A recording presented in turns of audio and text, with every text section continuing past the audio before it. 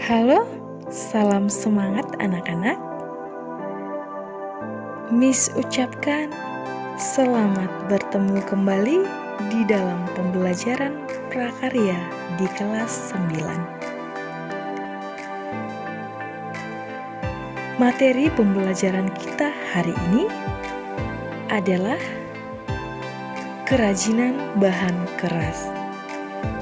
Sebelum kita masuk ke materi, terlebih dahulu kita mengetahui tujuan pembelajaran kita hari ini, yaitu memahami prinsip kerajinan bahan keras.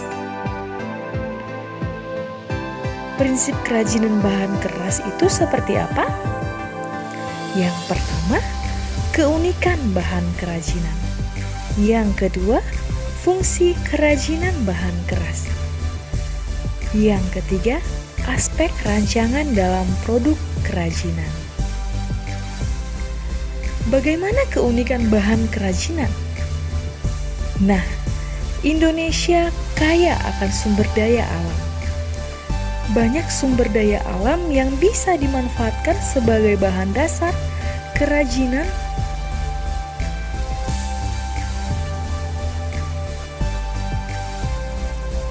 Bahan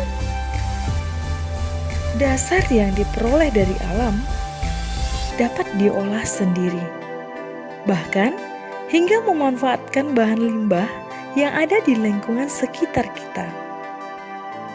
Biasanya, seorang pengrajin hanya memerlukan ketekunan untuk dapat menciptakan sebuah produk kerajinan yang dapat dinikmati banyak orang dan bernilai jual. Kita masuk materi selanjutnya, produk kerajinan dari bahan keras. Apa itu produk kerajinan dari bahan keras?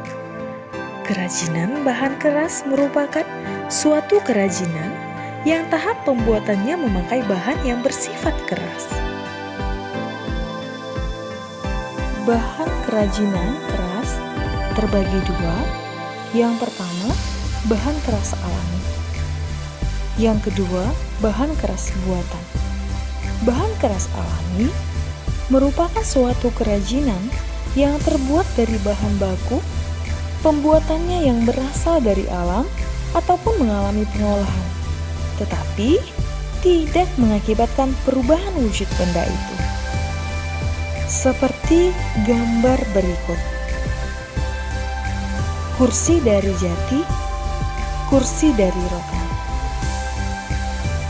Bahan keras buatan adalah kerajinan bahan keras buatan, yaitu kerajinan suatu yang bahannya sudah mengalami pengolahan kembali.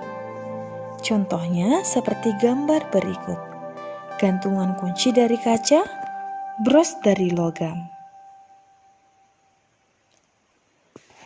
B. Aneka produk kerajinan dari bahan keras.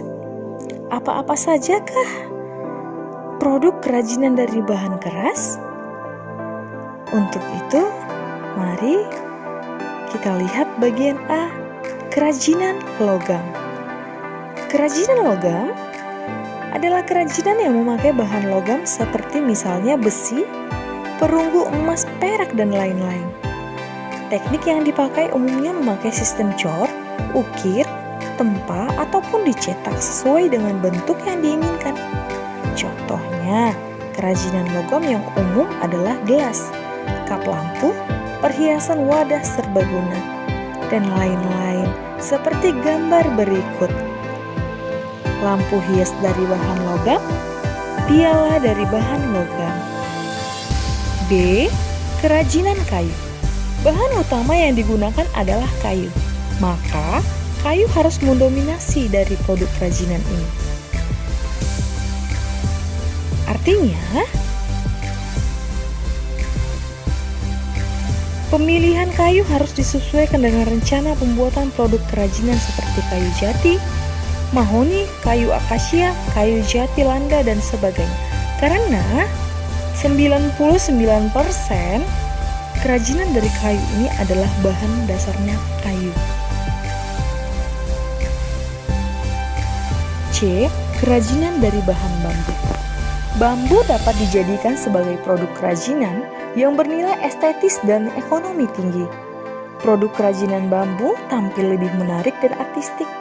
Beberapa teknik dalam pembuatan kerajinan bahan alam bambu adalah teknik anyaman, tempel atau sambung, seperti gambar berikut. D. Kerajinan rotan. Rotan banyak digunakan sebagai bahan utama untuk membuat kerajinan tangan karena bentuknya yang luwes. Selain itu, rotan juga merupakan bahan yang mudah diubah bentuknya menjadi berbagai macam bentuk produk kerajinan tangan yang unik. Selain bentuknya, rotan juga banyak digunakan sebagai bahan kerajinan tangan karena murah dan mudah didapat. Jika dibandingkan dengan kayu, masa panen rotan lebih cepat. Hal ini membuat stok rotan bisa lebih banyak jika dibandingkan dengan kayu pada umumnya. Kita masuk ke kerajinan batu.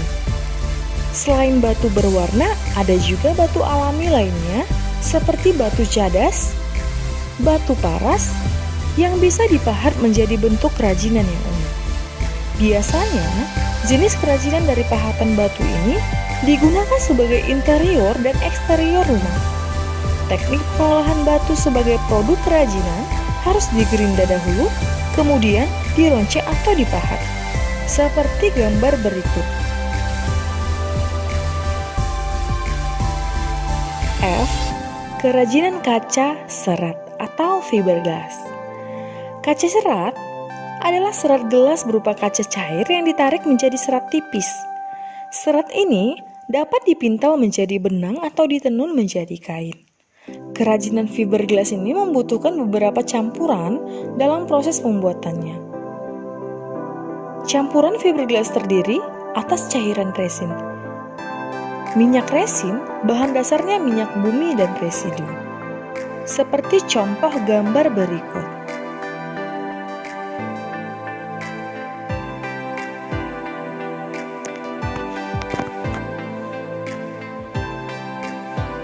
Setelah kita memahami bahan dasar kerajinan dari bahan keras, maka sekarang kita masuk ke fungsi produk kerajinan dari bahan keras.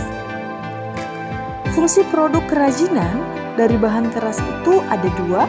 Yang pertama ada benda pakai, yang kedua ada benda hias. Benda pakai adalah karya kerajinan yang diciptakan mengutamakan fungsinya, sedangkan unsur keindahannya hanya sebagai pendukung saja.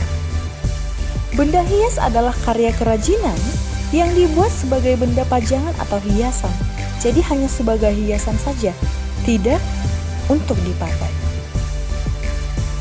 Kita masuk ke unsur estetika dan ergonomis. Setelah kita melihat fungsi, mari kita lihat unsur estetika dan ergonomis. Berbagai produk kerajinan tidak bisa dipisahkan dari unsur seni dan keindahan. Sentuhan-sentuhan nilai seni sangat penting untuk mewujudkan karya kerajinan. Atraktif dan bernilai ekonomis. Aspek fungsi menempati porsi utama pada produk kerajinan, sehingga karya kerajinan harus bernilai ergonomis yang mencakup kenyamanan, keamanan, dan keindahan estetika. Setelah kita mengetahui fungsi produk kerajinan dan unsur estetika dan ergonomisnya, maka kita masuk ke motif ragam hias produk kerajinan dari bahan keras. Nah, apa itu motif ragam hias produk kerajinan bahan keras? Apa hubungannya dengan kerajinan bahan keras? Kita lihat bersama-sama. Produk kerajinan dari berbagai daerah di Indonesia sudah dikenal di luar negeri. Berbagai bentuk produk kerajinan yang berasal dari setiap daerah di Indonesia mempunyai motif dan ragam hias yang khas yang berbeda dengan daerah lainnya. Setiap motif dan ragam hias mempunyai nilai keindahan dan keunikan, seperti makna simbolis yang penuh dengan perlambangan dan juga nasihat. Adapun beberapa daerah yang terkenal dengan ukiran atau pahatannya adalah Jepara, Yogyakarta, Cirebon, Bali, Toraja, Palembang, Kalimantan, dan sebagainya.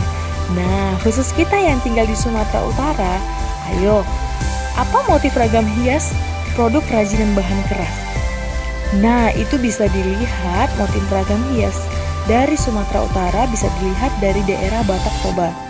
Nah, daerah Batak Toba ada ukiran gorga. Ukiran gorga itu terletak di rumah adatnya, di kayunya ya anak-anak. Maka Sumatera Utara juga memiliki ragam hias. Ada gorga di Batak Toba, ada gerga di Batak Karo. Untuk itu, sekian pembelajaran kita hari ini. Miss harap kita harus tetap semangat, walaupun pembelajaran harus kita lakukan secara virtual. Terima kasih. Assalamualaikum warahmatullahi wabarakatuh.